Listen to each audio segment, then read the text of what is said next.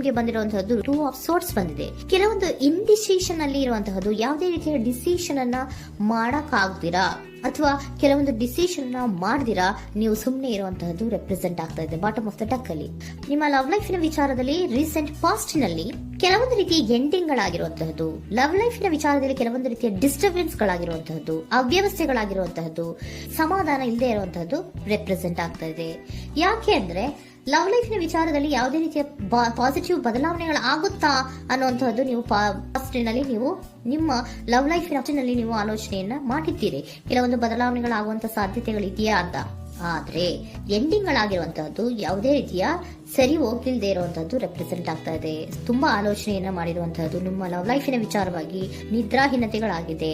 ಕೆಲವೊಂದು ರೀತಿಯ ಸ್ಟ್ರೆಸ್ಸಿಗೆ ಒಳಗಾಗಿರುವಂತಹದ್ದು ನಿಮ್ಮ ರೀಸೆಂಟ್ ಪಾಸ್ಟಿನಲ್ಲಿ ನಡೆದಿರುವಂತಹದ್ದು. ಲವ್ ಲೈಫಿನ ವಿಚಾರವಾಗಿ ಯಾವುದೇ ರೀತಿಯ ಅಂತ ಸಮಾಧಾನದ ಏನು ನಿಮ್ಗೆ ನಡೆದಿಲ್ಲ. ಆ ಕಾರಣಕ್ಕೇನೆ ನಿಮ್ಗೆ ಕೆಲವೊಂದು ವಿಚಾರಗಳನ್ನ ಡಿಸಿಷನ್ ತಗೊಳ್ಳುವಂತಹದ್ದು, ಡಿಸೈಡ್ ಅನ್ನ ಮಾಡುವಂತಹದ್ದು ನಿಮ್ಗೆ ಕಷ್ಟ ಆಗ್ತಾ ಇರೋದು.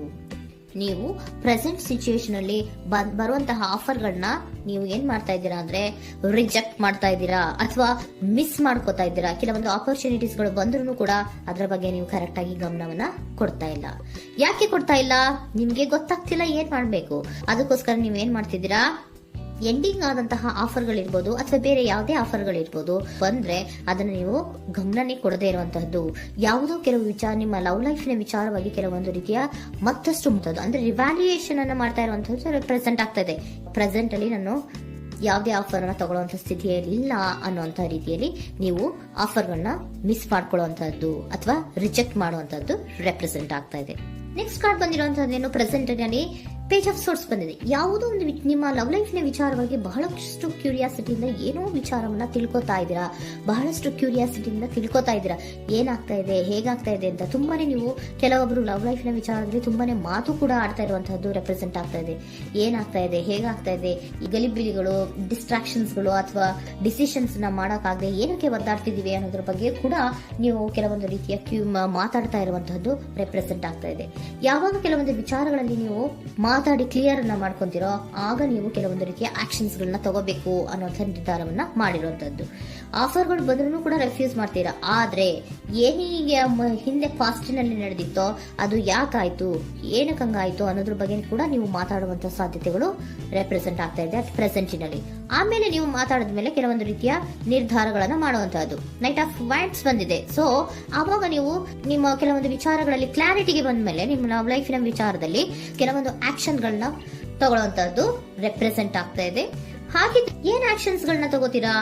ಈಗ ಕೆಲವೊಂದು ರೀತಿಯ ಆಫರ್ಗಳನ್ನ ನೀವು ಬಂದಂತಹ ಆಫರ್ಗಳನ್ನ ನೀವು ಏನ್ ಮಾಡಿದೀರಾ, ರೆಫ್ಯೂಸ್ ಅನ್ನ ಅಟ್ ಪ್ರೆಸೆಂಟ್ ಅಲ್ಲಿ ಮಾಡಿದ್ದೀರಾ. ಈಗಲೂ ಕೂಡ ನೀವು ಬಂದಂತ ಆಫರ್ ಅನ್ನ ನೀವೇನ್ ಮಾಡ್ತೀರಾ, ರೆಫ್ಯೂಸ್ ಅನ್ನ ಮಾಡ್ತೀರಾ ಅಥವಾ ರಿಜೆಕ್ಟ್ ಅನ್ನ ಮಾಡ್ತೀರಾ. ಯಾಕೆ? ಸೆಕೆಂಡ್ ಕಾರ್ಡ್ ನಿಮ್ಗೆ ಇಮಿಡಿಯೇಟ್ ಫ್ಯೂಚರ್ ನಲ್ಲಿ ಸೆಕೆಂಡ್ ಕಾರ್ಡ್ ಬಂದಿರೋದು ಯಾವುದು, ಹಾರ್ಮೆಟ್ ಕಾರ್ಡ್ ಬಂದಿದೆ. ಸೊ ಲೋನ್ಲಿನೆಸ್ ಅನ್ನ ರೆಪ್ರೆಸೆಂಟ್ ಮಾಡುತ್ತೆ. ಯಾಕೆ ಲೋನ್ಲಿನೆಸ್ ಅನ್ನ ರೆಪ್ರೆಸೆಂಟ್ ಮಾಡುತ್ತೆ? ಬೇಡಪ್ಪ, ಈ ಜಗ್ಲಿಂಗ್ ಗಳೇ ಬೇಡ. ತುಂಬಾ ಜಗ್ಲಿಂಗ್ ಇದೆ ನಿಮ್ಮ ಲವ್ ಲೈಫಿನ ವಿಚಾರದಲ್ಲಿ. ಕೆಲವೊಬ್ಬರಿಗೆ ತುಂಬಾ ಜಗ್ಲಿಂಗ್ ಇದೆ. ಯಾವಾಗ್ಲೂ ಬ್ಯಾಲೆನ್ಸ್ ಅನ್ನ ಮಾಡ್ತಾ ಇರ್ಬೇಕು. ಈ ಕಡೆಗೆ ಹೇಳಿದ್ರೆ ಆ ಕಡೆಗೆ ಹೋಗುತ್ತೆ, ಆ ಕಡೆಗೆ ಹೇಳಿದ್ರೆ ಈ ಕಡೆಗೆ ಬರುತ್ತೆ. ಯಾವ ಕಡೆ ಅಂತ ಮಾಡೋದು ಅನ್ನುವಂತಹ ಆಲೋಚನೆಯನ್ನ ಮಾಡ್ತಾ ಇರುವಂತದ್ದು. ಸದ್ಯಕ್ಕೆ ಯಾವುದೇ ಆಫರ್ ಬೇಡ, ಸ್ವಲ್ಪ ಒಂಟಿಯಾಗಿರೋಣ ಅಂತ ನೀವು ಆಲೋಚನೆಯನ್ನ ಮಾಡ್ತಾ ಇರುವಂತದ್ದು ರೆಪ್ರೆಸೆಂಟ್ ಆಗ್ತಾ ಇದೆ. ಮತ್ತೆ ಕೆಲವೊಬ್ಬರಿಗೆ ಕೆಲವೊಂದು ರೀತಿಯ ಕ್ಯೂರಿಯಾಸಿಟಿಯಿಂದ ಏನಾಗ್ತಾ ಇದೆ ಅಂತ ವಿಷಯಗಳನ್ನ ತಿಳ್ಕೊಂಡ್ಮೇಲೆ ಕೆಲವೊಂದು ಆಕ್ಷನ್ಸ್ ಗಳನ್ನ ತಗೊಳ್ಳುವಂತದ್ದು ಕೂಡ ರೆಪ್ರೆಸೆಂಟ್ ಆಗ್ತಾ ಇದೆ. ಯಾವುದೇ ರೀತಿಯ ಭಯ ಇಲ್ಲದೆ ವಿಷಯಗಳನ್ನ ತಿಳ್ಕೊಂಡು ನೀವು ಆಫರ್ಗಳನ್ನ ಅಟ್ ಪ್ರೆಸೆಂಟ್ ಅಲ್ಲಿ ರೆಫ್ಯೂಸ್ ಮಾಡೋ ಸಾಧ್ಯತೆಗಳು ಕೂಡ ಕೆಲವೊಬ್ಬರಿಗೆ ರೆಪ್ರೆಸೆಂಟ್ ಆಗ್ತದೆ. ಯಾಕೆ ಆಫರ್ಗಳನ್ನ ರೆಫ್ಯೂಸ್ ಮಾಡ್ತೀರಾ? ನಿಮ್ಮ ಲವ್ ಲೈಫಿನ ವಿಚಾರದಲ್ಲಿ ಬರೀ ಜಗ್ಲಿಂಗ್, ತುಂಬಾ ಬ್ಯಾಲೆನ್ಸ್ ಅನ್ನ ಮಾಡ್ಬೇಕು. ಯಾವ ಕಡೆ ಮಾಡ್ಬೇಕು, ಹೇಗ್ ಮಾಡ್ಬೇಕು ಗೊತ್ತಾಗದೇ ಇಲ್ಲ. ನೀವೇನ್ ಮಾಡ್ತೀರಾ, ಸ್ವಲ್ಪ ದಿನದ ಮಟ್ಟಿಗೆ ನಾನು ಲೋನ್ಲಿ ಆಗಿರ್ಬೇಕು ಅನ್ನೋದನ್ನ ಇಲ್ಲಿ ನಿಮ್ಗೆ ಲವ್ ಲೈಫಿನ ವಿಚಾರವಾಗಿ ರೆಪ್ರೆಸೆಂಟ್ ಆಗ್ತಾ ಇದೆ. ಈ ಎಲ್ಲಾ ಕನ್ಫ್ಯೂಷನ್ಸ್ ಇರೋದ್ರಿಂದಲೇ ನಿಮ್ಗೆ ಬಾಟಮ್ ಆಫ್ ದ ಡಕ್ ಬಂದಿರೋಂತಹದ್ದು 2 ಆಫ್ ಸೋರ್ಟ್ಸ್ ಬಂದಿರೋಂತಹದ್ದು. ಸೊ ಇಂಡಿಸಿಷನ್ ಆಗ್ತಿರೋಂತ ಏನ್ ಮಾಡ್ಬೇಕು ಗೊತ್ತಾಗಲ್ಲ. ಅದಕ್ಕೆ ನೀವು ಇಲ್ಲಿ ಕುತ್ಕೊಂಡ್ಬಿಟ್ಟಿದ್ದೀರಾ, ನನ್ನ ಲವ್ ಲೈಫ್ ನ ವಿಚಾರವಾಗಿ ಯಾವ ನಿರ್ಧಾರವನ್ನ ಮಾಡಬೇಕು ಅನ್ನುವಂತಹ ಆಲೋಚನೆಯನ್ನ ಮಾಡ್ತಾ ಇರುವಂತದ್ದು, ಹಾಗೇನೆ ಮಾಡುವಂತದ್ದು ನಿಮ್ಗೆ ರೆಪ್ರೆಸೆಂಟ್ ಆಗ್ತಾ ಇರೋದು. ಕೆಲವೊಬ್ರು ರೆಫ್ಯೂಸ್ ಅನ್ನ ಮಾಡಿ ಮುಂದೆ ಹೋಗುವಂತ ಸಾಧ್ಯತೆಗಳು ಇರುವಂತಹದ್ದು, ಮತ್ತೆ ಕೆಲವೊಬ್ರು ಆಫರ್ ಗಳನ್ನ ಬರುವಂತದನ್ನ ಬ್ಯಾಲೆನ್ಸ್ ಅನ್ನ ಮಾಡಬೇಕು, ಜಗ್ಲಿಂಗ್ ಅನ್ನ ಮಾಡಬೇಕು, ಸದ್ಯದ ಮಟ್ಟಿಗೆ ಒಂಟಿಯಾಗಿ ಇರೋಣ ಅಂತ ಆಲೋಚನೆಯನ್ನ ಮಾಡ್ತಾ ಇರುವಂತದ್ದು ರೆಪ್ರೆಸೆಂಟ್ ಆಗ್ತಾ ಇದೆ. ನಿಮ್ಗೆ ಏಂಜಲ್ ಗೈಡೆನ್ಸ್ ಏನ್ ಕೊಡ್ತಾ ಇದ್ದಾರೆ, ಡೋಂಟ್ ಸ್ಟಾಪ್. ಇಲ್ಲಿ ಡೋಂಟ್ ಸ್ಟಾಪ್ ಇನ ಅರ್ಥ ಏನಪ್ಪಾ ಅಂದ್ರೆ, ಯಾವ ಕೆಲವು ವಿಚಾರಗಳ ಬಗ್ಗೆ ಕ್ಲಾರಿಟಿ ಬೇಕು ನಿಮ್ಗೆ, ಯಾವ ವಿಚಾರಗಳಲ್ಲಿ ನೀವು ಕನ್ಫ್ಯೂಷನ್ಸ್ ಅಲ್ಲಿ ಒದ್ದಾಡ್ತಾ ಇದ್ದೀರಾ, ಏನ್ ಕ್ಲಾರಿಟಿ ಬೇಕೋ ಅದನ್ನ ಧೈರ್ಯವಾಗಿ ಮುಂದೆ ಬಂದು ಅದನ್ನ ಕ್ಲಾರಿಟಿಯನ್ನ ತಗೊಂಡು ಮುಂದೆ ಹೋಗು, ಅಲ್ಲೇ ನಿಲ್ಸ್ಕೋಬೇಡ ಅನ್ನುವಂಥದ್ದನ್ನ ನಿಮ್ಗೆ ಹೇಳ್ತಾ ಇದ್ದಾರೆ. ಯಾವ ವಿಚಾರವನ್ನ ನೀವು ಲವ್ ಲೈಫ್ ನ ವಿಚಾರದಲ್ಲಿ ಏನ್ ಈ ಜಗ್ಲಿಂಗ್ಗಳು ಅಥವಾ ಈ ಬ್ಯಾಲೆನ್ಸ್ ಗಳನ್ನ ಮಾಡ್ಕೊಂಡು ಅಥವಾ ಎಳ್ದಾಟಗಳನ್ನ ಮಾಡ್ಕೊಂಡಿದ್ದೀರೋ ಅಲ್ಲಿಗೆ ಕ್ಲಾರಿಟಿಯನ್ನ ತಗೊಳ್ಳಿ, ಧೈರ್ಯವಾಗಿ ಕ್ಲಾರಿಟಿಯನ್ನ ತಗೊಂಡು ನೀವು ಮುಂದೆ ಆಕ್ಷನ್ಸ್ ಅನ್ನು ತಗೊಳ್ಳುವಂತದ್ದು ರೆಪ್ರೆಸೆಂಟ್ ಆಗ್ತಾ ಇದೆ.